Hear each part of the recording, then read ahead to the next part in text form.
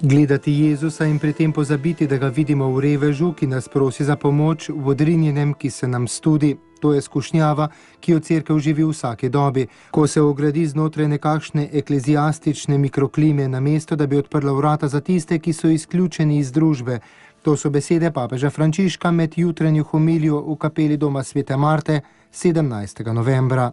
Sveti oče izhaja iz evangeljskega odlomka, ki pripoveduje o slepem možu iz Jerihe. Ta po papeževih besedah predstavlja prvi razred oseb, ki napolnjujejo Lukov evangelij.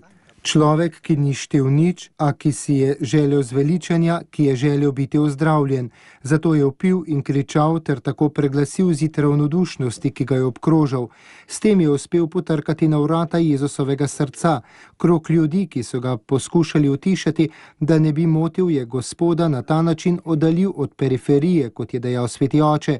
Ta periferija ni mogla priti do Gospoda, ker je ta krog, če tudi z veliko dobre volje, zaprl vrata. To se med nami verniki zgodi pogosto, ko najdemo Gospoda, ne da bi se zavedli, ustvarimo to ekleziastično mikroklimo. To se ne zgodi samo duhovnikom in škofom, ampak vsem vernikom, ki si mislijo, mi smo tisti, ki so z Gospodom. Gledajoč Gospoda ne vidijo tudi Gospodovih potreb. Ne vidimo Gospoda, ki je lačen, ki je žejen, ki je v ječi, ki je v bolnišnici. Tistega Gospoda v odrinjenem. Tako ozračje naredi veliko slabega, je dejal papež Frančišek in nadalje opisal drugo skupino, ki se počuti izbrano. Zdaj smo izvoljeni, smo z Gospodom. Svoj mali svet želijo ti ljudje ohraniti tako, da oddalijo vsakogar, ki bi lahko zmotil Gospoda, celo otroke. Pozabili so na svojo prvo ljubezen.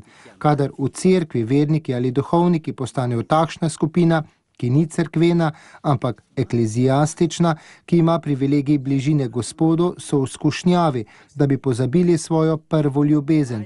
Tisto tako lepo ljubezen, ki smo jo vsi doživeli, ko nas je Gospod poklical, nas rešil in nam rekel, rad te imam.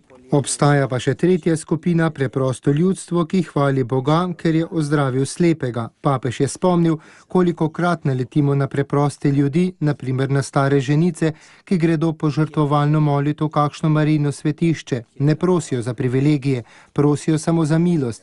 To je zvesto ljudstvo.